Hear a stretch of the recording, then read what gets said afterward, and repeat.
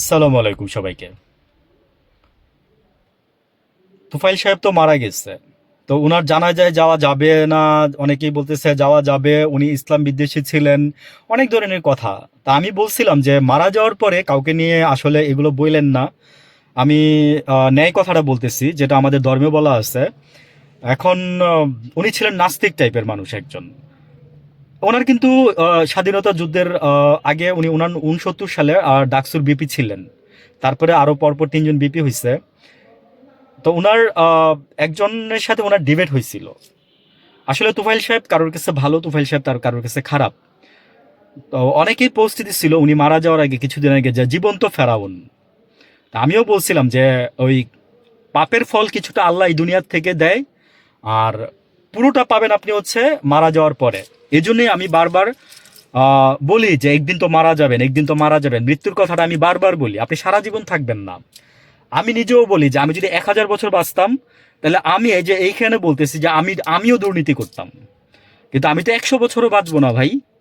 আমি তো 100 বছরও বাঁচবো না, তাহলে আমি দুর্নীতি করে এই যে টাকা কামাই দিয়ে আমি কারে বড় লোক বানাই দিয়ে যাব? জাস্ট এই কথাটা একবার একবার মানে রাতে ঘুমানো যাওয়ার আগে একবার চিন্তা করেন তো। নাকি যারা আপনারা চিন্তা করেন, আপনারা আপনারা যারা চুরি করেন তারা তো আপনারা শিক্ষিত, আপনারা সুশিক্ষায় শিক্ষিত। আমি বলবো যে আপনারা সুশিক্ষায় শিক্ষিত না, আপনারা সুশিক্ষায় অশিক্ষিত। বিকজ আপনারা জেনে বুঝে চুরি করেন। আর এই যে পল্লবীতে দেখছেন তো আজকে যে যে ঘটনাটা ঘটছে, বৃদ্ধ বাবা মাকে ফেলে তারা আয়াসী জীবনযাপন করতেছে। বৃদ্ধ মহিলার হাজবেন্ড তো হয়তো অনেক আগেই মারা গেছে। এই যে ঈদের মধ্যে, হ্যাঁ, মানে মেয়ে পাঠাইছে একজন নার্সকে যে মায়ের পেশাটা মাইপা আসেন। উনি গিয়ে দেখে যে মায়ের এই অবস্থা, মা পড়ে মরে আছে, শরীরে নাকি পোকাও ধরে গেছে।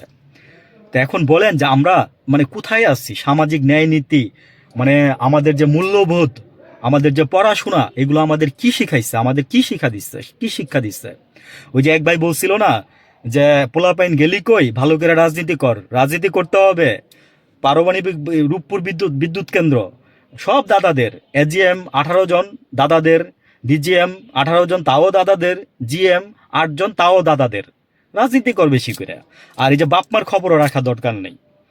আমরা ঠিক আছে মানলাম যে আমরা জুলাইয়ের গণ অভ্যুত্থান ঘটাইছেন বা আমরা ঘটাইছি, সবাই মিলে ঘটাইছি, কিন্তু কথা হচ্ছে কি জানেন, যে আমরা যদি আমার নিজের বাবা মাকে খেয়াল না করি,